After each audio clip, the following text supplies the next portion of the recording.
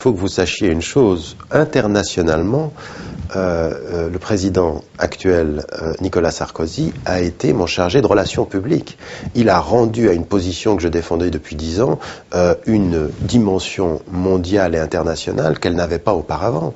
Donc il n'y a pas eu de piège, j'ai gardé ma ligne avant. 7 ans avant cette intervention, ou 8 ans même, pratiquement 10 ans avant l'intervention, jusqu'à aujourd'hui. La question du moratoire, c'est celle que je revendique. Simplement, pour ce qui le concernait, c'était de me faire tomber dans un piège de 3 minutes. Dans un livre, Michael Darmon, qu'il a écrit après, au moment où Nicolas Sarkozy se présentait à la présidence, il relève que, en fait, c'était préparé, c'était minutieusement préparé. Il fallait me faire tomber dans le piège du moratoire et être soft, ont-ils dit, sur la question du foulard islamique. Et c'est exactement la stratégie qu'ils ont adoptée.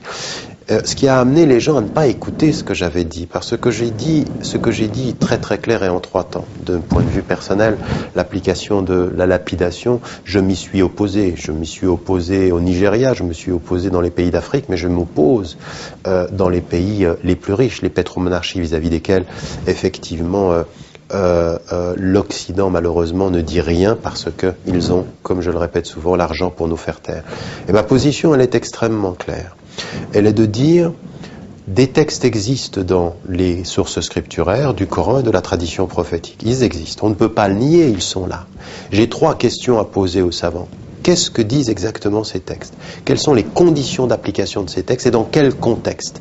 Et pendant que nous avons à débattre dans le monde musulman, dans les sociétés majoritairement musulmanes, de ces 3 questions-là, il faut tout cesser. Il faut cesser au nom de nos principes l'application de tous ces textes parce que nous sommes traîtres à l'esprit et à la règle de l'islam.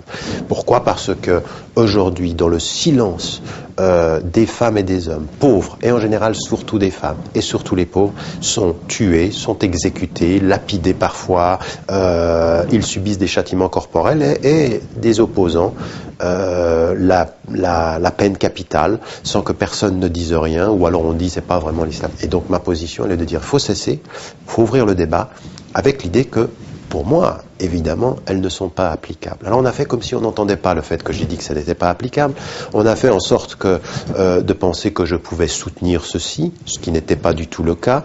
Et ma position, elle est très claire. Aujourd'hui, au Pakistan, en Indonésie, en Jordanie, au Maroc, j'ai discuté avec des savants et j'ai fait un appel international à un moratoire sur ces dimensions-là. Qui aujourd'hui est l'hypocrite? Qui aujourd'hui fait montre d'hypocrisie?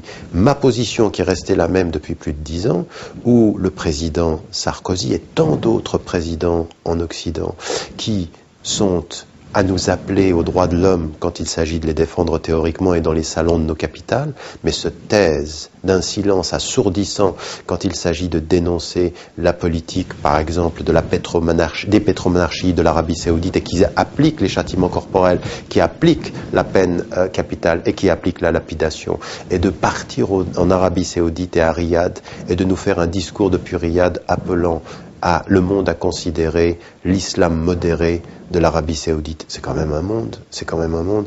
Donc 5 ans plus tard, j'ai la mémoire et le souci de la cohérence.